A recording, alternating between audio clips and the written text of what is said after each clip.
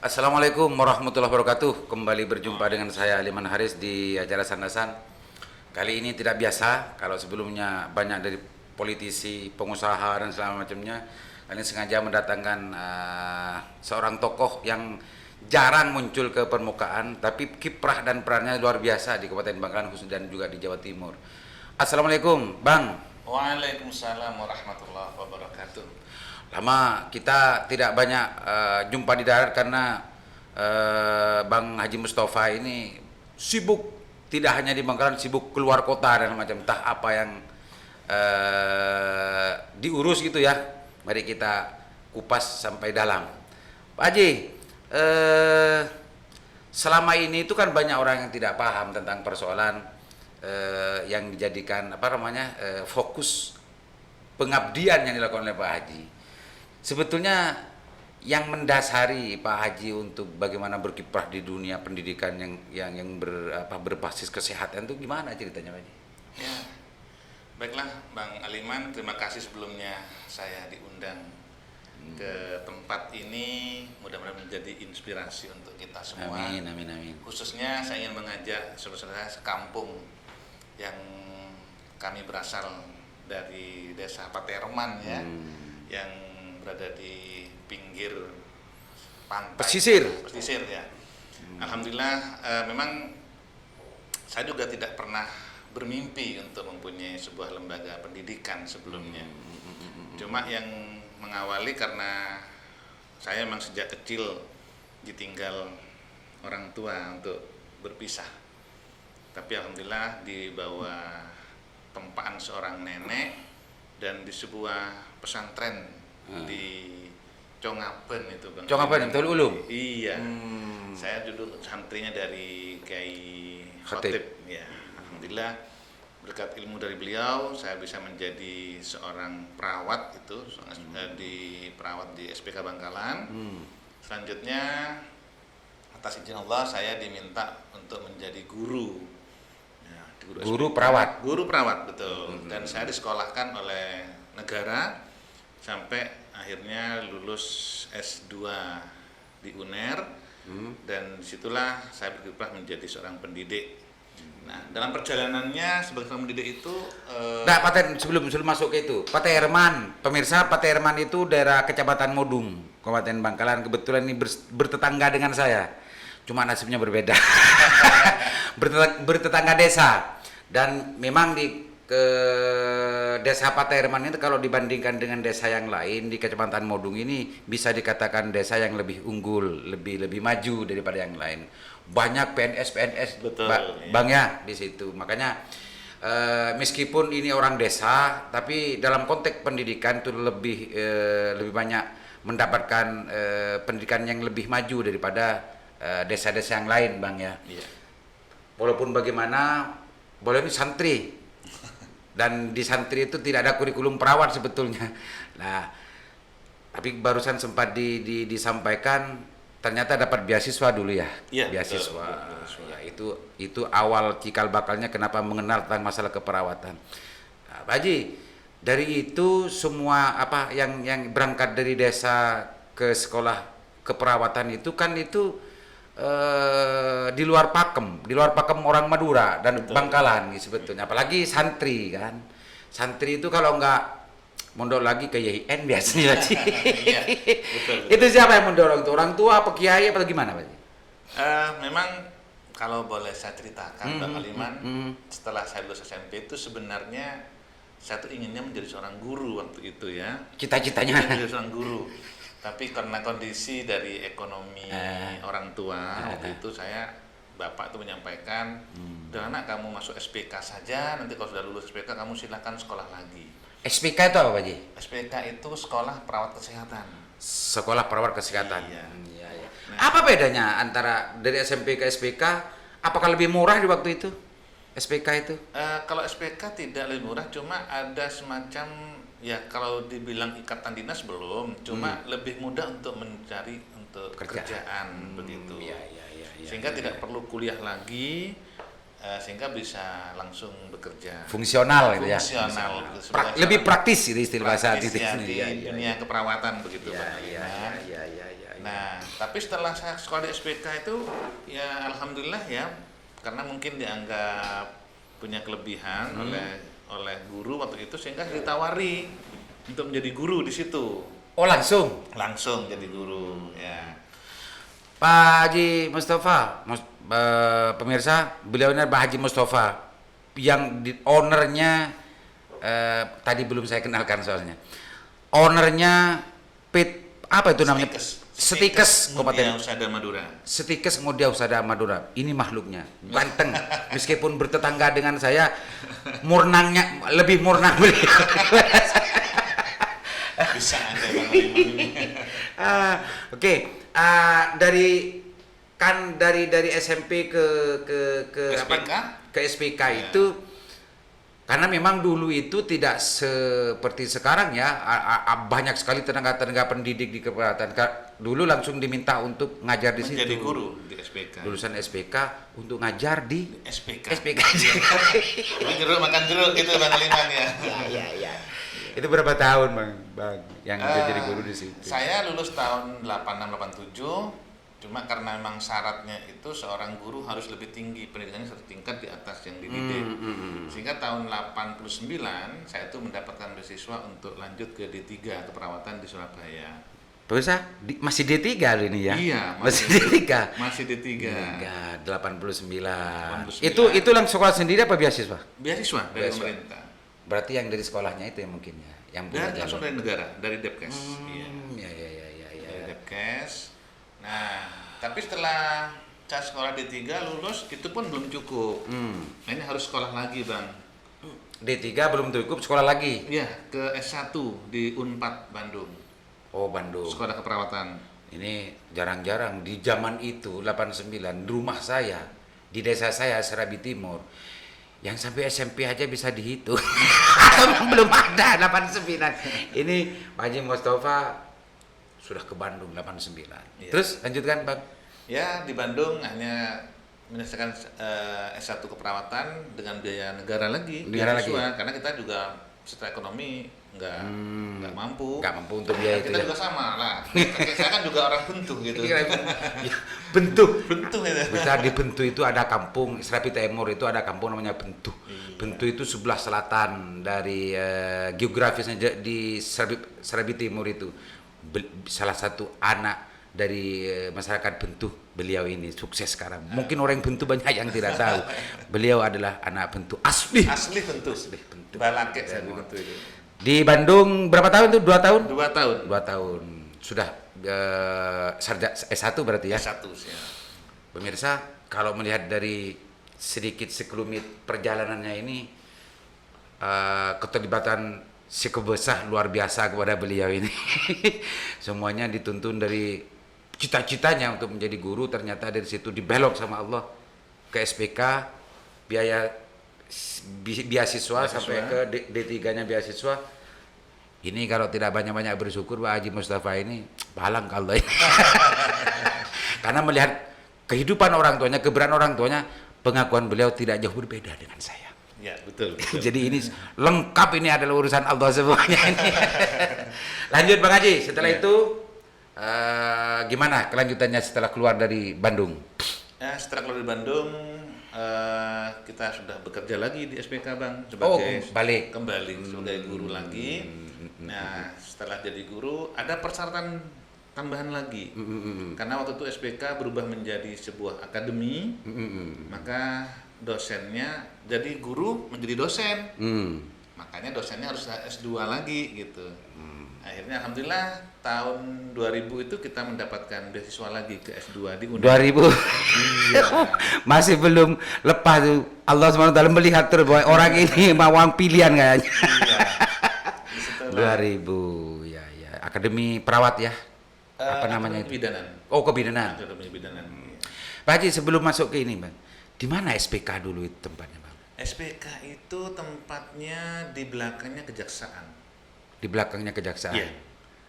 Sekarang masih ada? Masih ada tapi menjadi akademi kebidanan. Oh, lulusan sana, Bang. Siap. Iya. Lulusan dari SPK sini nih. Taman Pahlawan. Ya, belakang sedikit. Pahlawan. Iya. Lanjut, Bang. Ya. Setelah itu kita menjadi dosen, terus sudah S2. Nah, tahun 2005 itu kita berpikir untuk mempunyai kampus sendiri. Ini sudah mulai masuk ini. Masuk ke situ saya, sehingga akhirnya atas izin Allah saya bertemu dengan seseorang sahabat dari kota Semarang sana Bang ini yang membantu kami untuk mendirikan sebuah pendidikan. Nah, setelah saya mendirikan sebuah akademi kebidanan Mudia Usada Madura tahun 2005. Tahun 2005 waktu itu kalau nggak salah saya DBR. 2005. Ya, saya mengajukan sekolah masih dibantu oleh almarhum Kiai Haji Fuad Amin. Oh, almarhum Kiai Fuad ikut terlibat membantu masalah ini. Masalah perizinannya. Perizinan yang di wilayah dibantu oleh beliau, dipermudah beliau. 2005 memang periode pertamanya beliau. Betul sekali. Akhirnya kita sudah punya sekolah akademi kebidanan, alhamdulillah. Tahun 2012 saya memutuskan diri untuk keluar PNS, Bang. Keluar dari PNS. Betul. Pemirsa, sebelumnya waktu jadi guru ke Bandung, pulang lagi jadi dosen, merintis sendiri akademi keperawatan, dan 2012 mundur di PNS. Ini menarik ini. Apa alasannya ini kok orang-orang itu banyak yang sandrasan ini saya nggak lihat yang sebenarnya, tapi sandasannya untuk jadi PNS itu orang bayar Bang. Itu sandasannya. Ini kau ujung-ujung mundur kenapa Bang? Karena saya merasa bahwa ada panggilan di situ Bang. Ada panggilan, dan sebenarnya pendidikan itu saya mendirikan sebuah konsekuensi. Pada tahun 2000 itu saya lagi dibantu oleh seorang kakek Bang, orang Neroh. Orang Neroh? Ya. Siapa sih? Namanya tuh Pak Hayat. Pak Hayat. Beliau itu kerja dulu di Depkes di Jakarta. Di Jakarta. Saya pernah ketemu sama beliau. Terus saya waktu itu dapat tugas belajar Bang ke Australia sebenarnya. Cuma saya menolak. Akhirnya saya diberi tugas untuk berangkat petugas haji oleh beliau. Jadi perawat. Ya. Apa petugas medis? Petugas perawat. Dan disitulah saya di Mekah itu Bang tahun 2000 itu datang ke tempat penampungan. Tempat penampungan TKW. Disitulah hati saya terenyuh. Karena saya di situ melihat bagaimana orang-orang di situ kumpul dengan tidak punya pekerjaan, hanya ditampung di situ Bang. Nah, muncullah pemikiran, kasihan ya warga kami. Seandainya mereka berangkat ke... Pasti banyak orang Maduranya itu. Banyak.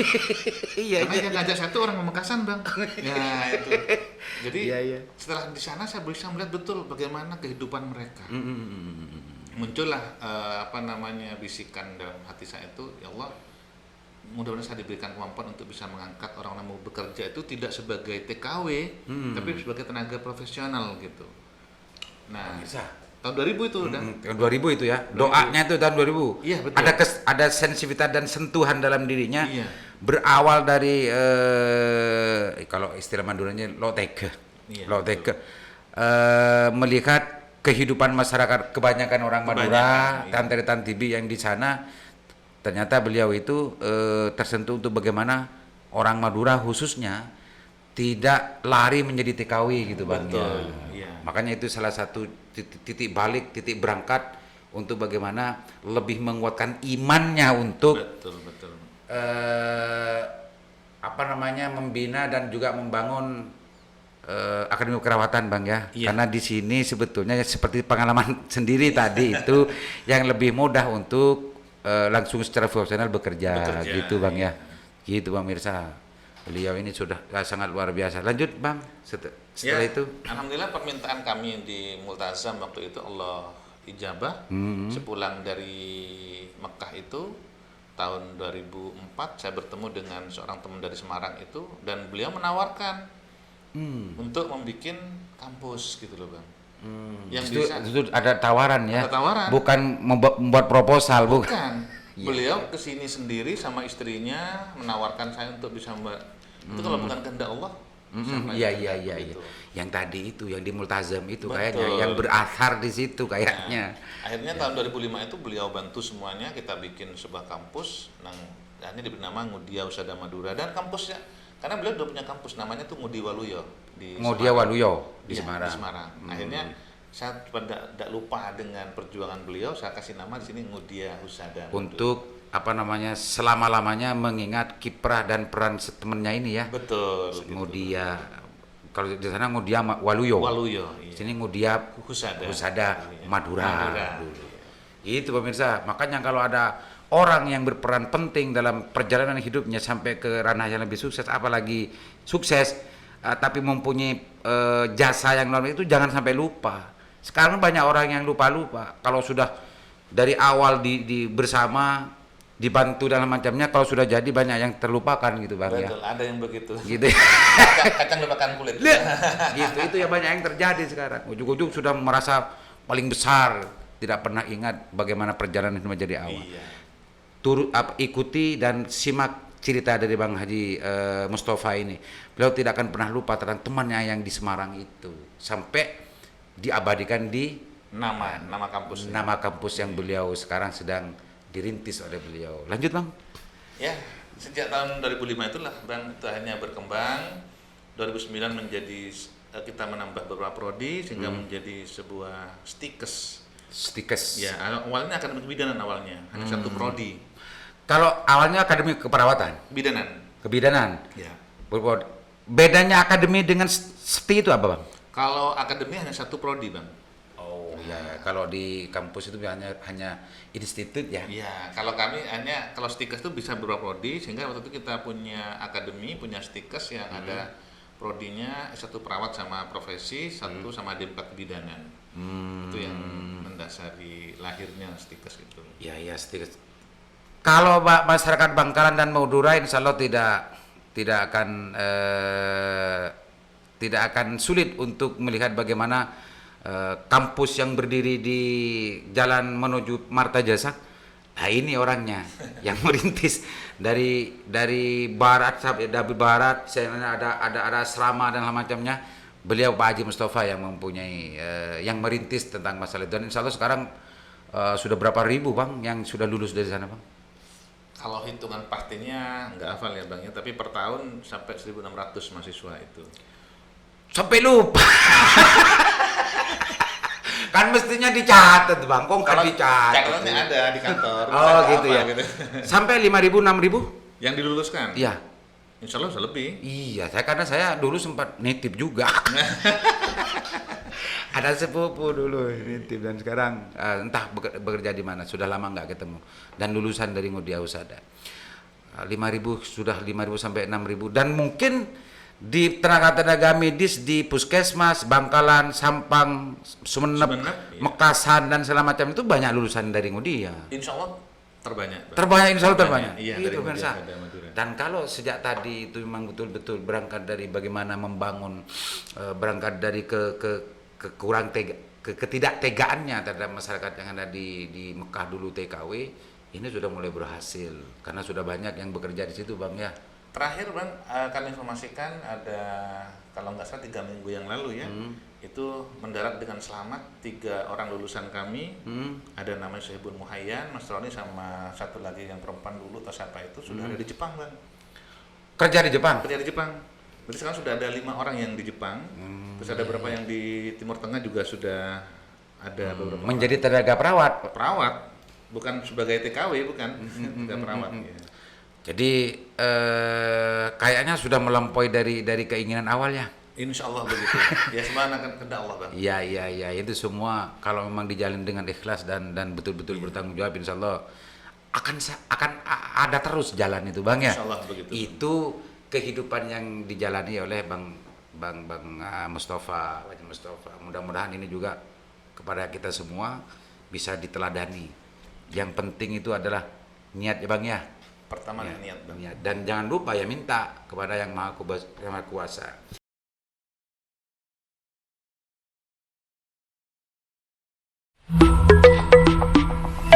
Audio Jungle.